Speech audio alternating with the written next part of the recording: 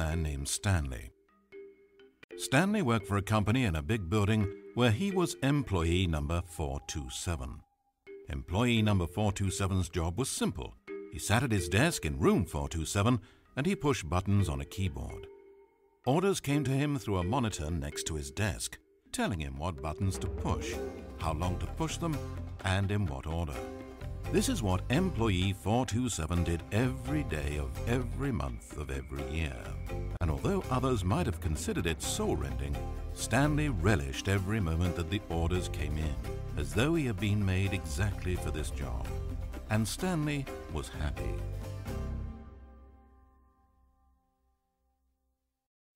And then one day something very peculiar happened. Something that would forever change Stanley. Something he would never quite forget. He had been at his desk for nearly an hour when he realized that not one single order had arrived on a monitor for him to follow. No one had showed up to give him instructions, call a meeting, or even say hi. Never in all his years at the company had this happened, this complete isolation. Something was very clearly wrong. Shocked, frozen solid, Stanley found himself unable to move for the longest time. But as he came to his wits and regained his senses, he got up from his desk and walked out into the hallway.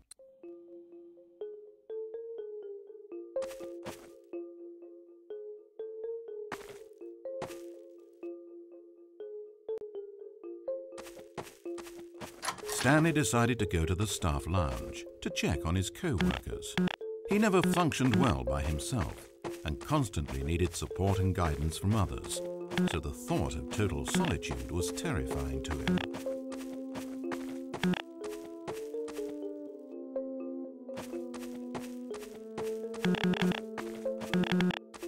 When Stanley came to a set of 2 open doors, he entered the door on his left.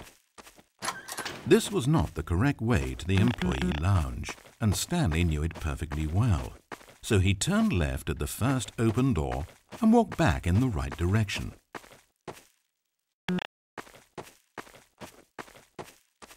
Stanley was so bad at following directions, it's incredible he wasn't fired years ago. Maybe this is why everyone had left. No one wanted to be around someone as bad at listening as him. And since he was walking into the middle of nowhere and thus ruining the entire story, Stanley decided that he would punish himself. So when he came to the elevator and the doors opened, he stepped inside and pushed the button to go up.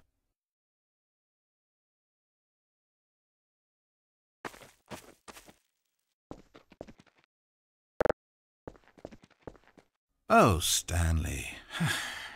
You know, you really aren't going anywhere, and I don't say that deceitfully. I truthfully mean that there isn't a story down here. The story was back up where I told you to go in the first place. Right now, you're just running around looking at empty halls. And frankly, that's perhaps even more infuriating for me. So why don't you throw me a bone, give me a chance, and just let me tell the story I want to tell,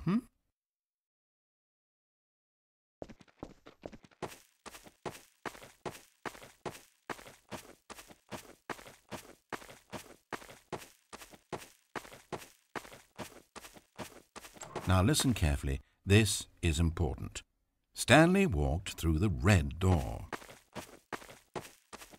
Aha, perhaps you misunderstood. Stanley walked through the red door. I still don't think we're communicating properly. Stanley walked through the red. All right, fine, go ahead, Stanley. You want to know so badly what's out there? You want to find out what lies at the end of this road you've chosen? Well, don't let me stop you. You see? It's nothing. No one's even built this section of the map because you were never supposed to be here in the first place. It's just a bunch of skybox and dev wall textures. That's it. Is this what you were looking for? Was it worth ruining the story I'd written out for you? I put a lot of time into that, and now well, here you are now, just looking at nothing. To think that that's all I needed to make in the first place, just a whole lot of nothing, and you would have been happy. Well, hey, you still need a little something to do. Am I right? Here, let me load up another map. See if there's something in here that'll keep you occupied. Ah, here's one. Let's boot this up. We'll see if you like it.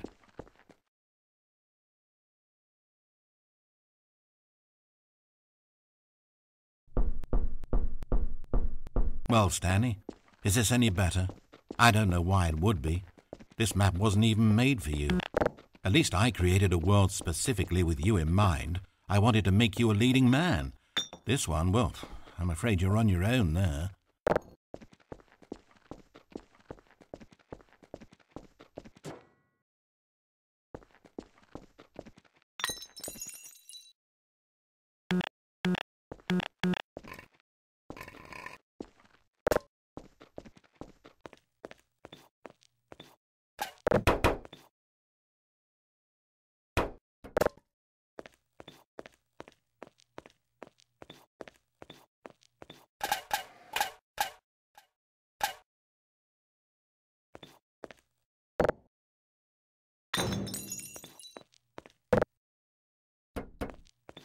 Stanley was fat and ugly and really, really stupid.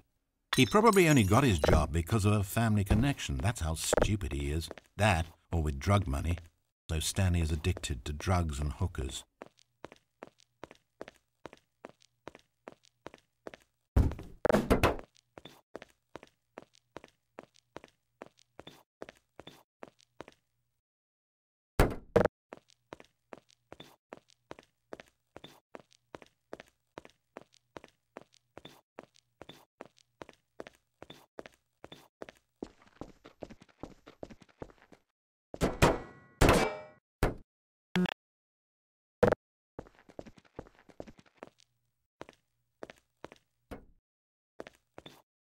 Hold up, my sport. I spent so long talking about you, why don't we just take a break from that and talk about something else for a change?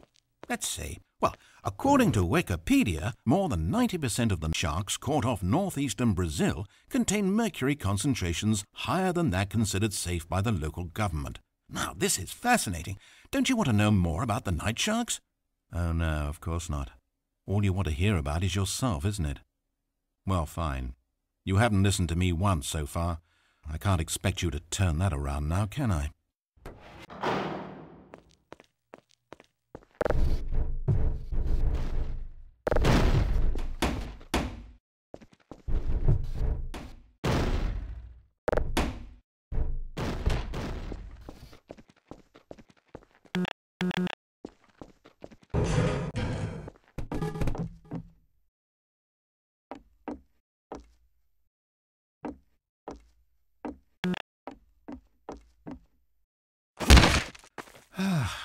Is this the end of the line?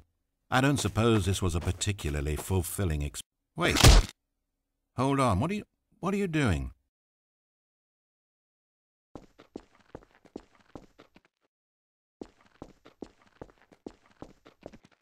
Stanley, don't do that. I can't follow you there. I can't help you. How will you write a story without me? You can't do it. You know that. Stanley, come back.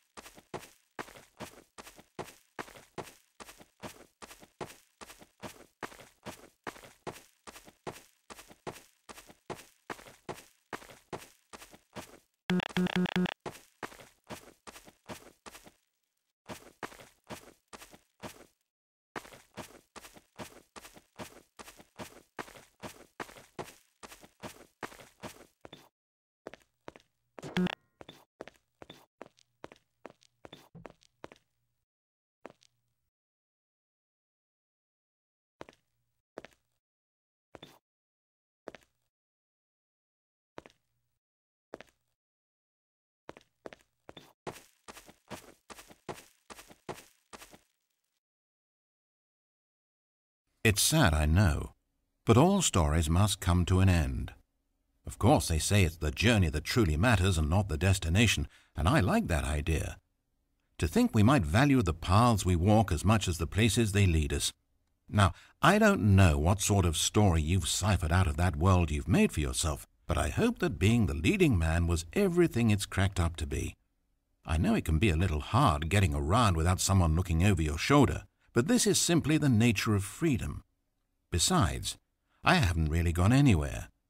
Maybe you don't want a guide, but I think I'll always have a place here at the end of every story. I'll step in and wrap things up with a nice piece of dialogue and a reflection on life that makes sense of whatever path you've chosen to walk. And for now, I'm happy to be the destination instead of the journey. But only for now.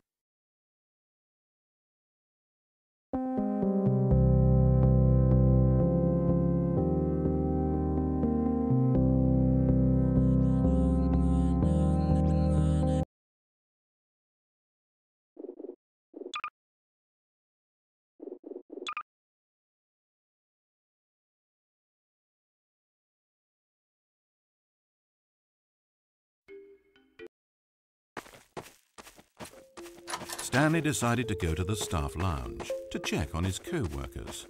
He never functioned well by himself and constantly needed support and guidance from others, so the thought of total solitude was terrifying to him.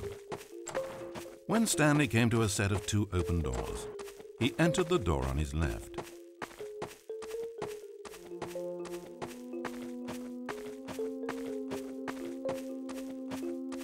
As Stanley entered the lounge, he was horrified to find not a single person here. He decided he would walk up to see his boss, hoping that he would find an answer there.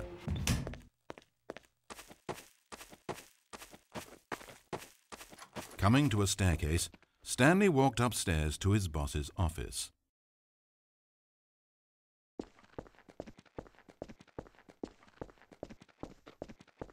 But Stanley just couldn't do it.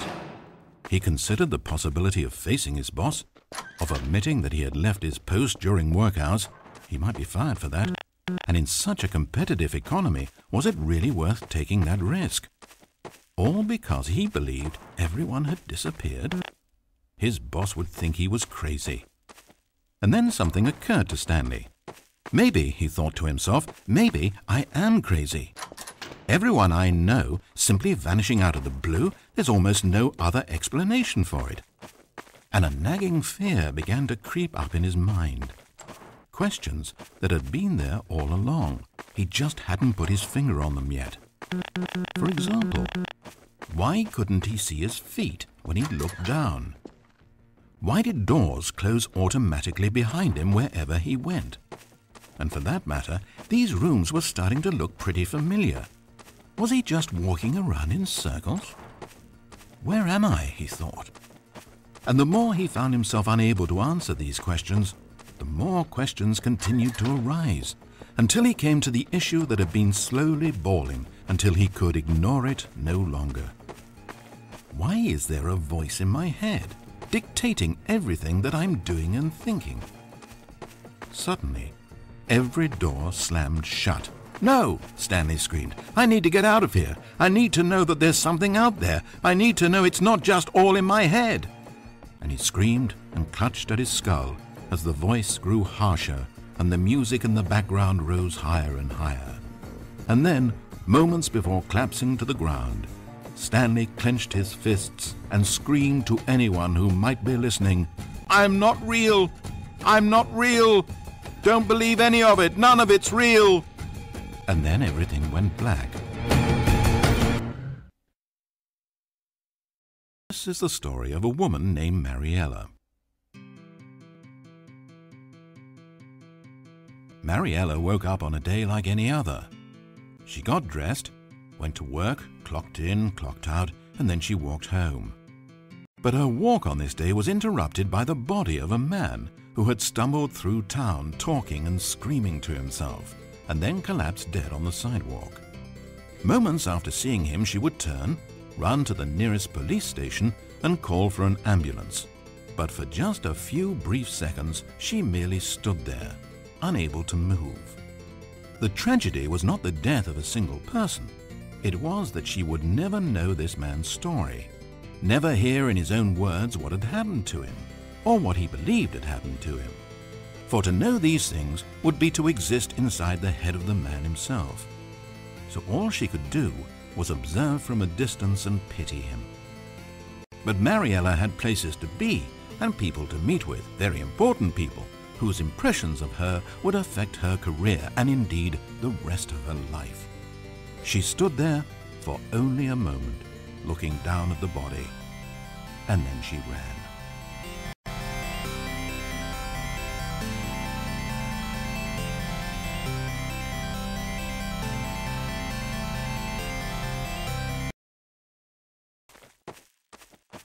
Coming to a staircase, Stanley walked upstairs to his boss's office. Entering his manager's office, Stanley was once again stunned to discover not an indication of any human life.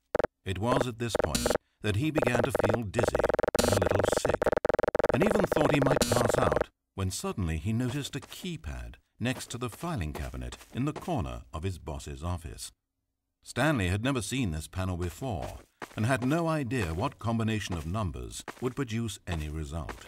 In fact, only Stanley's boss knew this, since the panel withheld access to the boss's greatest, darkest secret, and so he had assigned the keypad a combination that only he could possibly know, the number of his freshman dorm number in college, 1957.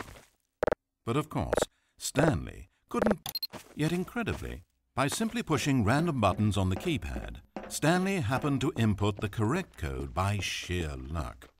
Amazing. Stanley ventured forth into the newly opened panel. As he drew deeper into the bowels of the building, Stanley had no idea where he was or what this place held. And just as he began to think he might not discover a thing, he emerged into a long room to find rows and rows of monitors, screens with a number above it. Stanley noticed, however, that these were not random numbers, but the number of employees who worked in the building, his co-workers. Even his own number, 427, had a place on the wall. But why a setup so elaborate, he asked. Was this simple surveillance or something even more? And as if in answer to his question, the wall slid open before him, revealing the ultimate truth of the situation. An enormous control panel, Stanley discovered, but not one that controlled simple machinery. Buttons were labeled with emotions. Happy, sad. Levers and knobs controlled actions. Walking, eating, doing work, or watching TV. Every input on this device monitored not the functions of a machine, but of a human being. And the reality began to sink in. Stanley, like so many other people, reduced to images on a monitor, been under someone's control, always at the mercy of this machine. Could this have been the only reason employee number 427 was content with his boring job? That a machine had altered his emotions to accept it blindly? He began to feel an unbridled rage, and at the peak of his anger, something happened. A spark. Stanley looked up and saw the generator overhead, still providing some small amount of power to the machine, keeping it alive. And knowing that this generator was all that kept the controls running, Stanley moved to the ladder in the back of the room and began to climb towards the rafters.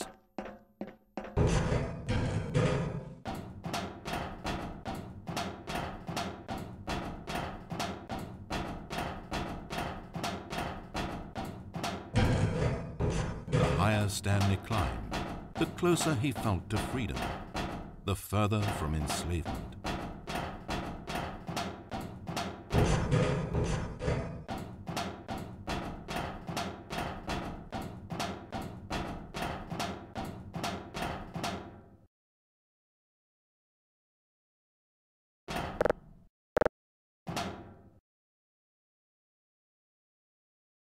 Oh, Stanley, you didn't just activate the controls, did you? After it kept you enslaved all these years, you go and you try to take control of the machine for yourself? Is that what you wanted? Control? Stanley. Stanley. I applaud your effort, I really do. But you need to understand, there's only so much that machine can do. You were meant to let it go, turn the controls off and leave. If you want to throw my story off track, you're going to have to do better than that. I'm afraid you don't have nearly the power you think you have. For example, and I believe you'll find this pertinent, Stanley suddenly realized that he had just initiated the network's emergency detonation system. In the event that this machine is activated without proper DNA identification, nuclear detonators are set to explode, eliminating the entire complex. How long until detonation then? Oh, let's make it say, 2 minutes. Now, this is making things a little more fun, isn't it, Stanley? Go ahead, play with those controls all you like. The real controls are where I'm sitting. Did you really ever believe you held any power? Did you not think I knew what I was doing? When I erased your co-workers and turned off the machine, I was offering you freedom, an escape. I didn't have to do that. I've run this story many times, and I don't always set you free. Sometimes you just sit there, day after day after day, doing your job forever, and then dying alone. But when I actually give you the freedom to control your own actions, it's not enough. I let you go, and you trapped yourself just the same. You just weren't made to handle this sort of responsibility, I'm afraid. But you know what you were made for? Pushing buttons. You get it now? Oh, I'm enjoying this. Tell you what, I'll throw some extra time on the clock just because I'm having so much fun. There we go. You see, I want to watch you for every long second you try to puzzle this out. After all, it should make sense, right? The timer, the nuclear detonation, the mysterious facility, it's all here. This is a video game. Except for one thing there, hero. You've got no weapon, no vehicle. You don't even know where you're going. When you saw that timer, you just instinctively started trying to find an exit, didn't you? In fact, I bet you're still looking for a way out. I bet you're clicking on everything in this room, trying to open doors or vents or something and solve the puzzle, as though this game has a solution, as though it can be won. That timer is not a catalyst to keep things moving along. It's just seconds ticking away to your death. This is not a challenge. It's a tragedy. It's the moment when the hero realizes that despite his best efforts, he is powerless to his environment. And then he lets go. He surrenders. And he dies. 30 seconds, Stanley. 30 seconds. Until a boom, and then nothing. No ending to this story, just you dying. I suppose you could have gotten an actual ending if you'd played along, but that just wouldn't have been your style, would it? Instead, you'll perish knowing that the only choice you made here was to turn on that machine and to start this timer. But you won't be alone, because I'm not going anywhere. I'll be here to watch every second of your inevitable life from the time we fade in until the moment I say, happily ever after.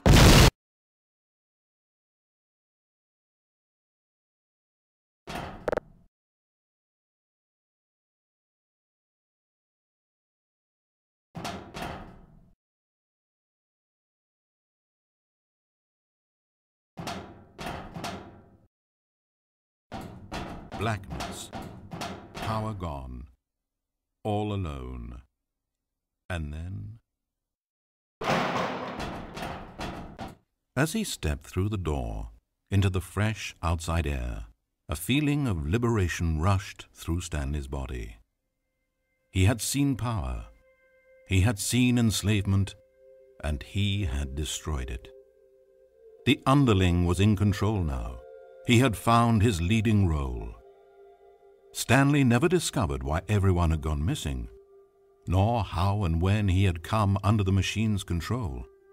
But it didn't upset him terribly, because he knew that this was how things were meant to happen. All he felt was a delight unlike any he had ever known before.